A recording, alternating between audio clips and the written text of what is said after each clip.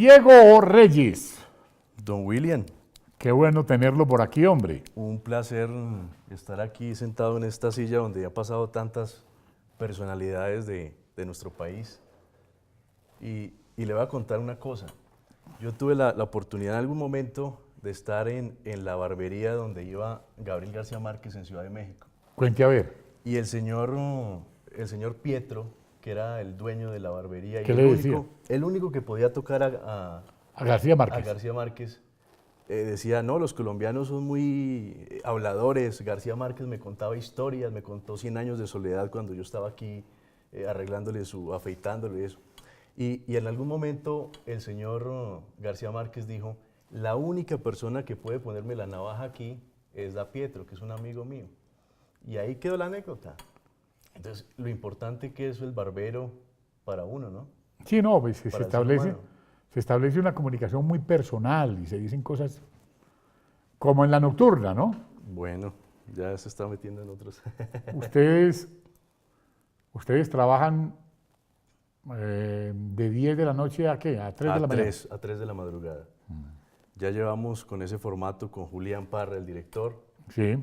7 años, vamos para 8 años, en Nocturna de RC, un espacio muy ameno, muy agradable, porque más que ser un espacio informativo, un espacio de noticias, nos hemos convertido en un espacio de opinión y de análisis en lo que pasa en el país. No, es que yo escuché, por ejemplo, un tema sobre los textileros que me llamó mucho la Le atención, impactó. pero harto, Y muchas cosas así se debaten a diario ahí en Nocturna.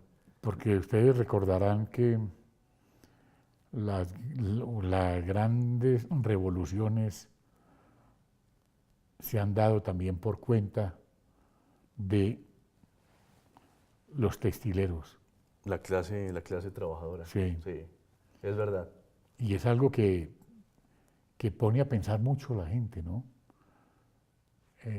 Hay un señor que ustedes entrevistaron hace poco que contaba y hacía todo el recorrido de lo que significa ese tema en la industria Claro. y cómo se está perdiendo, ¿no? Y tristemente uno puede tener dolor de patria en este momento, William, porque es ¿Por que qué? los gremios en el país se están destruyendo, la industria en el país se está destruyendo.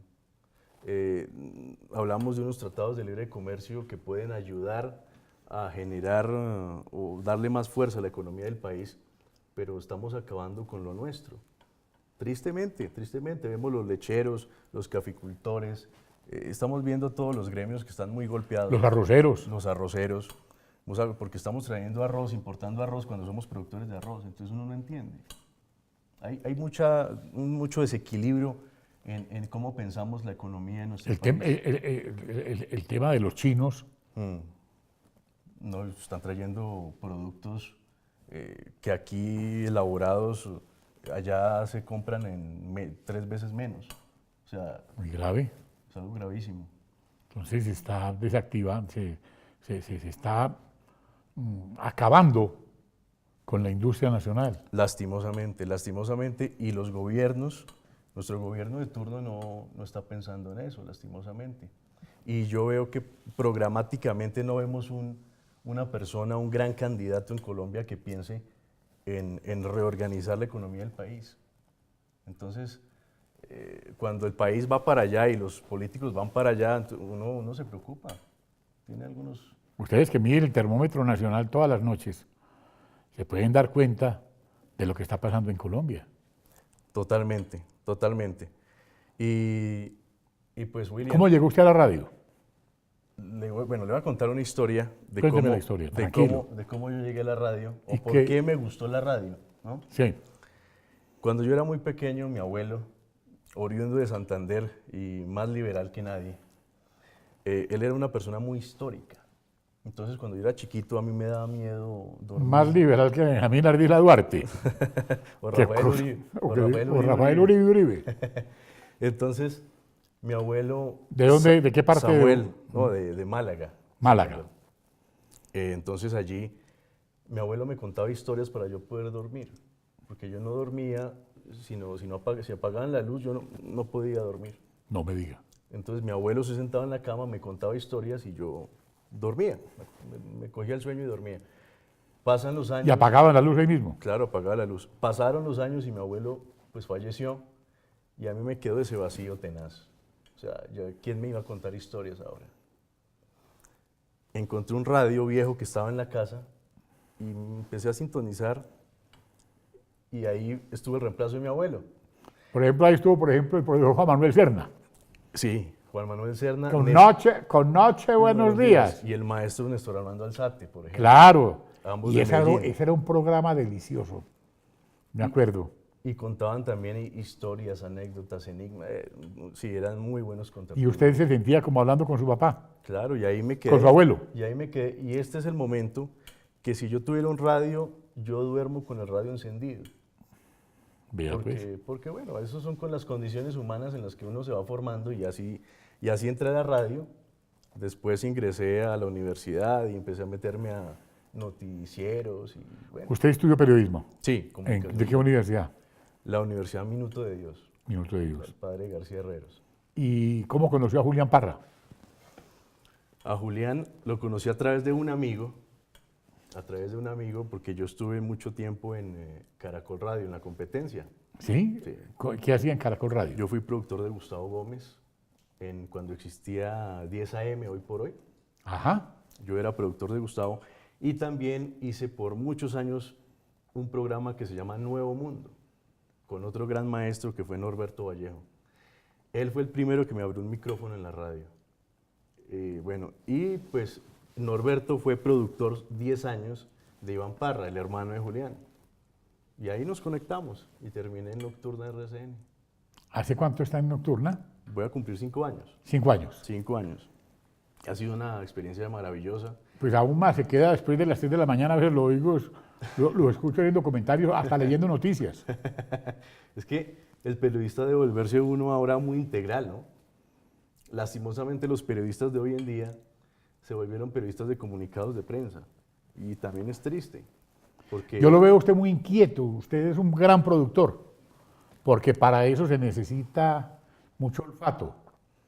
Y a veces usted me llama a mí tarde y me dice, William, conseguime el teléfono de fulano de tal, y ahí mismo. O no puedo, y le digo en 5 minutos, y a mí se me olvida, a veces me quedo como, me elevo por ahí en otra vaina. Y usted ha hecho una llave maestra con Julián, de verdad. Gracias, don William. De De verdad, verdad. usted que es una persona que tiene tanta trayectoria en esto, pues uno lo que hace más que pues, uno propone. Veo pero que también- usted es melómano. Sí, me gusta mucho la música. Además tengo una gran compañera que también me complementa en esos gustos, Su esposa. mi esposa. Hablamos de música, Natalie, hablamos de música, de cine, y pues es algo que nos apasiona. Entonces uno está siempre en permanente sintonía con esos temas. Y la historia que me apasiona, William. ¿Sí? La historia me apasiona. Ahorita que ingresé a la barbería, vi el cuadro bueno, primero vi a Uribe, que parece que estuviera embalsamado, Sí. pero vi el cuadro del voto del Sagrado Corazón Sí. y lo relaciono mucho con lo que está pasando hoy en día. A ver.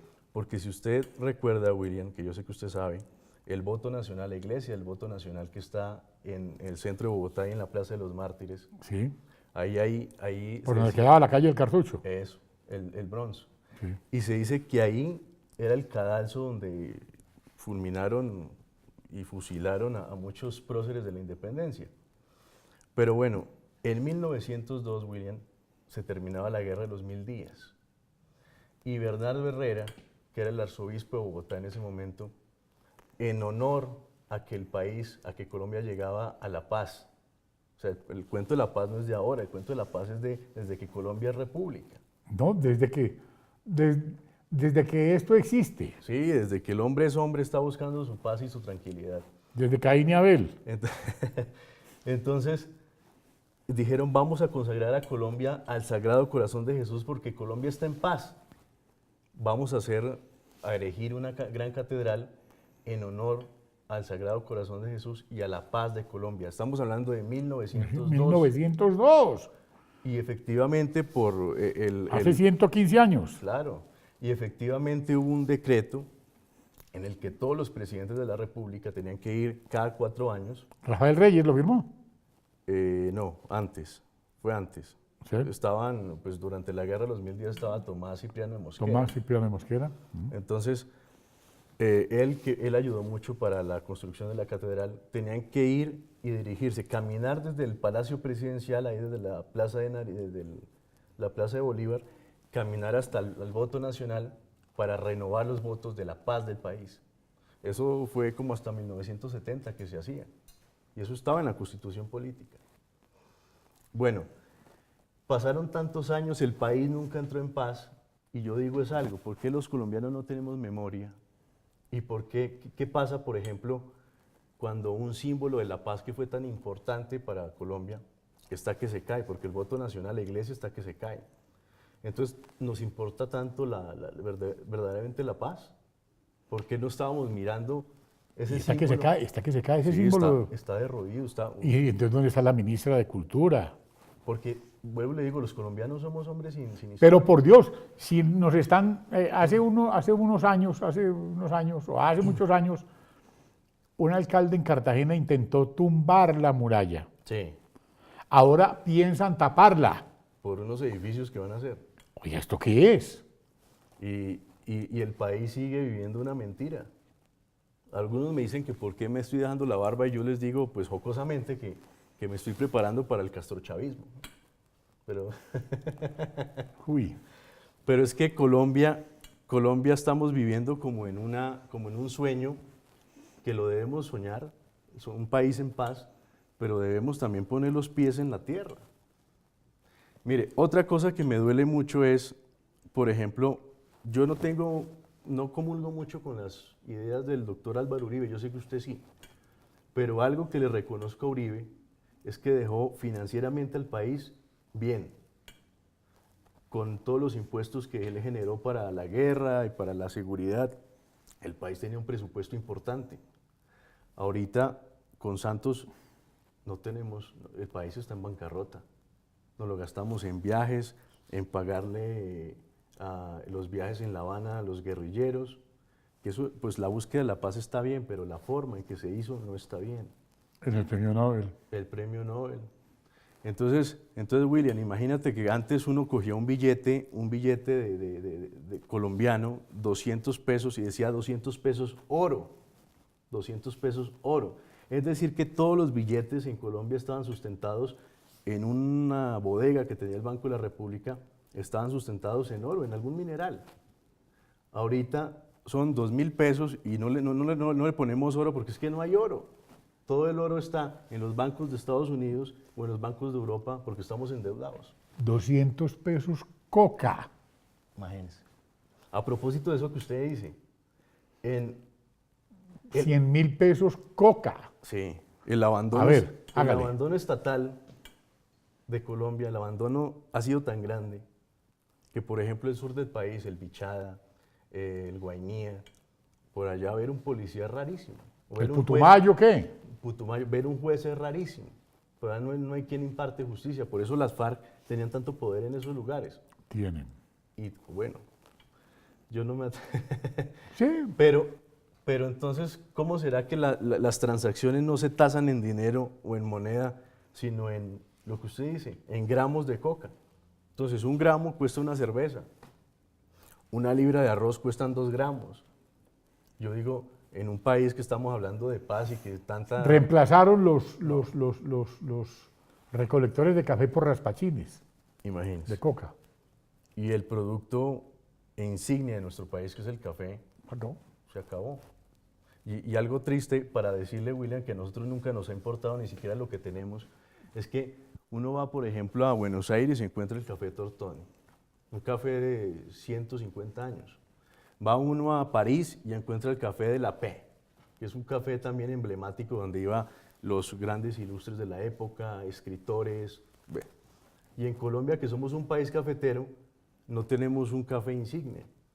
Y nos muestran nos muestran en el centro de Bogotá unos cafetines. No es que ahí estuvo el doctor Gaitán, pero un café que se cae, las sillas rotas, sucio. Creo que ya lo acaban de cerrar, el último café más tradicional que tenía Bogotá. Automático es. Entonces, pues, ¿qué estamos haciendo? Nosotros no construimos nuestra historia. Vivimos como una veleta donde lo que vivimos, lo que nos pasa, eso vivimos, pero nosotros no conservamos nuestras tradiciones. Entonces, William, no, yo le agradezco porque esto es una terapia. Uno a veces no se puede desahogar esto en la casa. Y llegar y hablar con usted, pues es una terapia. No, porque en mi casa se hace lo que yo obedezco, por ejemplo, es el éxito mío. No, así soy, sí, la mujer siempre tiene la razón en todo. Claro. Eso pues, una vez estaba muy brava. Y entonces yo dije, no, esto está muy duro. Entonces me metí bajo la cama. Y salí. Yo no salgo de aquí porque aquí el que manda soy yo. ¿De tamaño es? Usted es un hombre que tiene, pues que tiene una escuela importante en RCN. Una gran empresa y que quiero mucho porque me abrió las puertas Sí, y en un medio que es difícil. muy Bueno, difícil. Y cualquier medio es difícil, pero la radio es muy exigente. Uno pregunta por qué, porque bueno, uno en televisión, yo me podría quedar callado aquí y pues los televidentes están viendo mi imagen y mi silencio se soporta en la imagen. Cierto. Si yo estoy escribiendo un artículo, un libro, pues yo tengo un día para escribir un artículo, entonces puedo sentarme, parar, mirar, revisar otros libros y escribir mi artículo. Pero la radio, ¿qué pasa si yo me quedo callado? La gente de una vez piensa, uy, se dañó fue la luz. Se fue la luz. Se cambió el sistema, como dicen ahora. Entonces, tú tienes que estar desde el momento que estás al aire, totalmente compenetrado con lo que estás haciendo. Las redes sociales, ¿cómo las ve?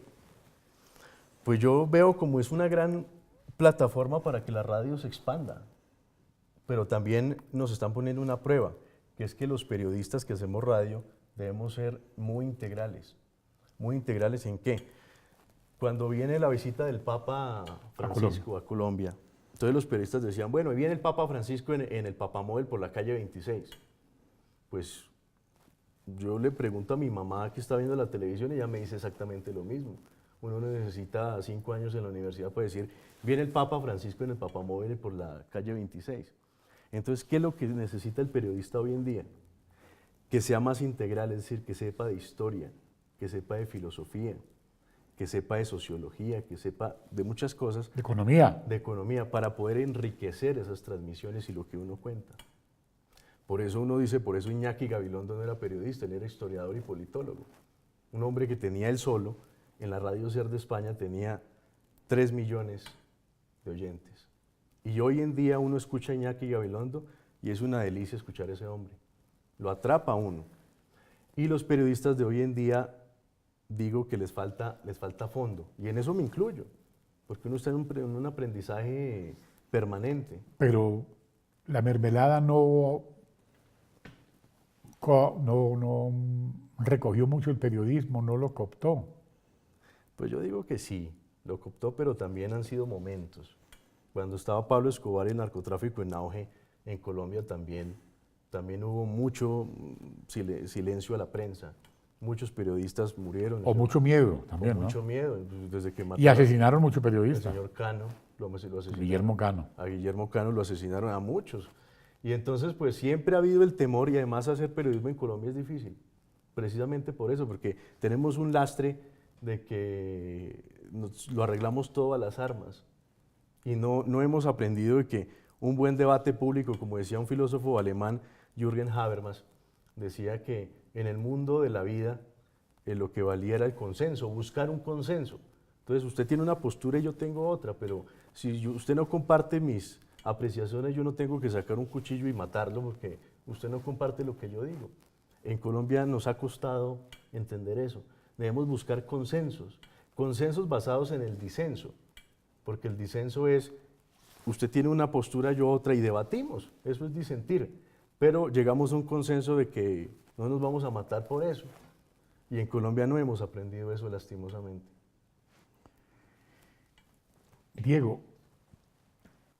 Reyes es un periodista de las nuevas generaciones, le tocó obviamente el tema de las redes sociales, se comunica diariamente con el mundo, ¿no? Veo que ustedes Sí, reciben llamadas de todo el mundo. Y eso es muy, muy gratificante porque uno a veces se encierra en su estudio y uno desarrolla los temas y las entrevistas, pero uno no sabe a veces a quién le está llegando o quién lo está escuchando a uno. Claro. En alguna ocasión en Nocturna RCN nos llamó un soldado, un militar colombiano que estaba prestando apoyo al ejército de los Estados Unidos en Afganistán. Él estaba en Kabul y estaba en una brigada médica. Y él nos dijo, don Julián, al director, don Julián, es que yo estoy aquí, pero mi esposa está en Turín, está en Italia. Y yo no me he podido comunicar con ella y pues no sé, no he tenido suerte, le marco y no. Bueno, nos dio el teléfono internamente y la llamamos y la señora nos contestó. Y hablaron ahí con ella. Hablaron y el hombre se le vinieron las lágrimas, la voz entrecortada. Qué belleza. Imagínate, pues él en Kabul, ella en Turín y nosotros en Bogotá, en Colombia, haciendo el enlace. Eso es la magia. Esas cosas, es el milagro de la radio, es la magia de la radio. Esas cosas es lo que dice que la radio es un medio mágico, totalmente. Sí, la radio es la televisión de los ciegos. Sí, así es. Y fabricamos, como la canción de Tito Nieves, fantasías.